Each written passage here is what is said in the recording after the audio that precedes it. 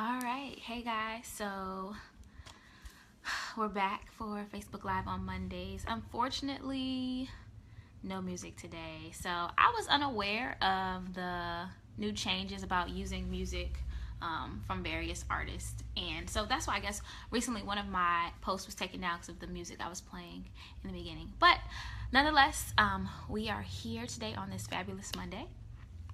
And I'm back. So for those of you who don't know who I am, my name is Tremaine, founder of Mind Over Money, and the organizer of the Get Your Money Right 21-day challenge here in this group.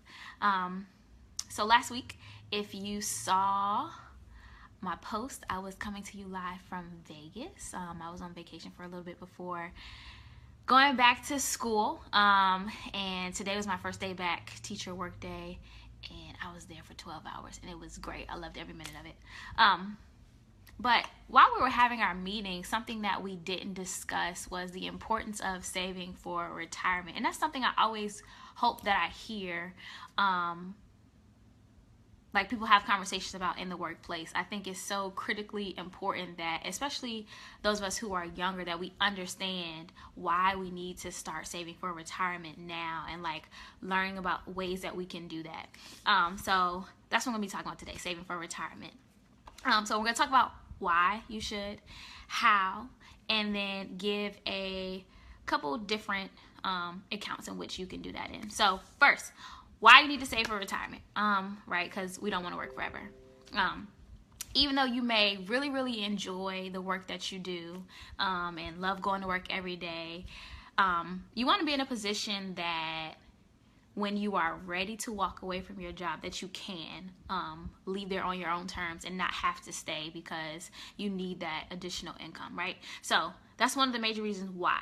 And a lot of us, we've heard about people being supplemented by Social Security, but the reality of Social Security is that it may not be around when it's time for us to retire. And so even in the political race now, we're hearing about like how people plan to keep Social Security funded. I recently just read an article about Hillary Clinton's plan for it, and we just don't know if Social Security is going to be around. And if it is, the amount that you get monthly, is it going to meet your needs? Is it going to be an amount that keeps you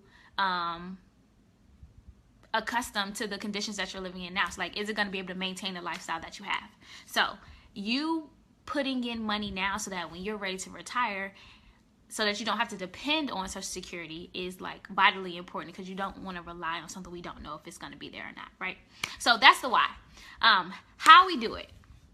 So sometimes thinking about saving a large sum of money can be like an overwhelming and daunting task because we just don't know how like we need to get these millions, right? But the key to think about it and the way to approach saving is to do it incrementally, right? So I've heard this phrase a lot where, how do you eat an elephant?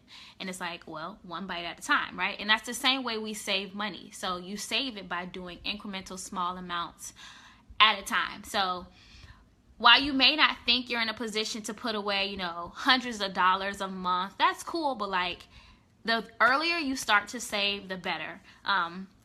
Especially for those of us in this group who are on the right side of 30, we're younger. Beginning now is like in your favor, because when you're saving, the longer you have to save, the better off you are. So even if it's only $25 a month that you can spare in your budget, like cut back a little bit of drinks at the happy hours you go to, and like think about your future self so that when you're ready to retire, you're able to.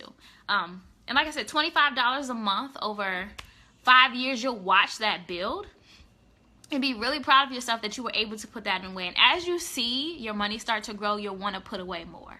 And so while it's never too late to start, especially if you are younger, like the sooner you start, the better. So for those of my followers in here who may be over 40 and you haven't thought about like what you're going to do for retirement, it's never too late to start. Like start now. If, like I said, if you can't put away $100, like start something now. It's better to start and like grow over the course of time than to like have to wait to the end and be putting away thousands of dollars, like trying to rush and get it all there. And the last thing I want to talk about is like the different strategies people use to save for retirement, right? So there's like 3 ways that I like to approach this. Terrell says anything is better than nothing. Yeah, that's exactly what I mean. Anything is better than nothing in regards to saving, right? So it's better to like have a pot to pull from than to look at your pot and be like, man, there's nothing in there, right? So anything you can afford to put away, put it away. But yeah, so the different types of accounts for retirement. The most common one I think people have heard the most about is through your employer sponsor plan. And usually if you're in private industry, that is a 401k.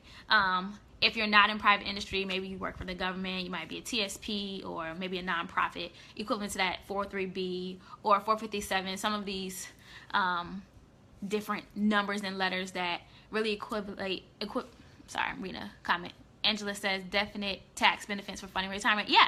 And some of the more traditional ways, if you contribute to a retirement plan, you get tax breaks, right? So if you put that money away, it's not taxed, and that helps reduce the taxable amount of income that you have. So another great reason why you should fund retirement is that you pay less in taxes, right? But the primary way most of us are saving for retirement if we start is that we're putting money away through our employer sponsor program.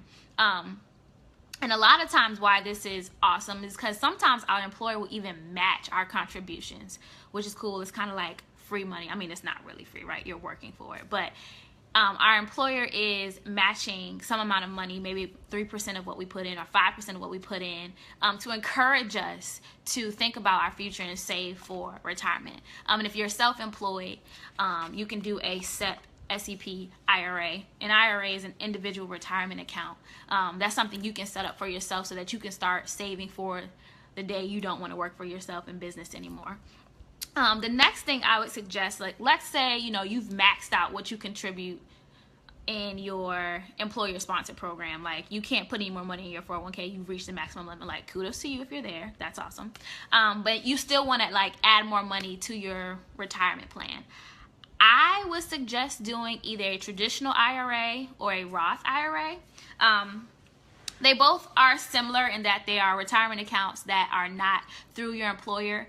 They are more self-guided, like you can work with a brokerage firm or a financial institution to set those up.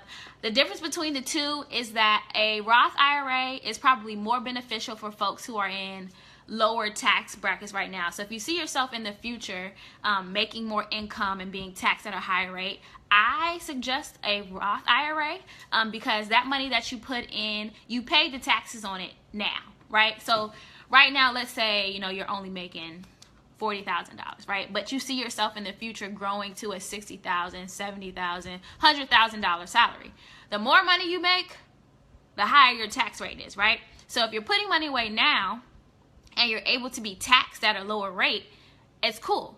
Because then when you take it out in retirement, you're not taxed on it. But if you're putting that money away at a higher tax rate, like that's more taxes you pay. The caveat to this is with the IRAs, the maximum you can contribute to that annually is $5,500. For my folks who are over 50, you can contribute $6,500, but hopefully if you are at that point, you're like maxing out at that $6,500. And then last thing, so you've maxed out your contributions to your employer sponsored plan, you've created your IRAs and you're maxing out there. What's the last thing you need to do, right? Maybe the last thing you need to do is just have a traditional brokerage account. And a brokerage account is just a place you keep all your investments. They're not specifically geared to retirement, but you have some more flexibility, right, in how you can use those funds. And maybe those funds you save from retirement, maybe you're saving them because, you have a major purchase and you like believe in the stock market and its ability to make huge gains. So those are 3 places that I say in that order. Take advantage of your employer sponsor programs. And if you don't know the ins and outs of how your program works, and you've never looked at your statement, I just looked over a statement with one of my friends recently. Like, take a look at that. There are some good things that are in those plans, especially if your employer matches. I highly, highly recommend that you talk to somebody in your benefits program who can give you more information on that. And if you don't want to talk to them, you can always email me. Feel free. That's twills@themindovermoney.com. And it has been a pleasure talking to you guys on this Monday night. I will see you next week.